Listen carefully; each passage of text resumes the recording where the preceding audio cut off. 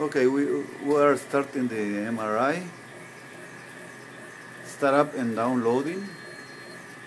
There is a warning, CCU message warning. Mag heater test faulty. Details. Please inform Siemens service.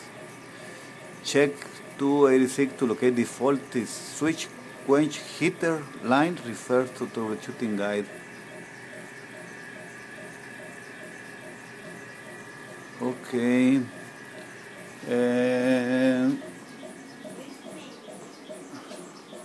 The control RF control box.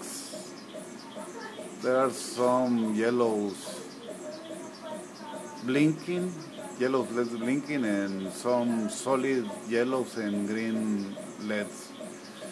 Already we checked the fuse in the posterior area of this box, and they are okay.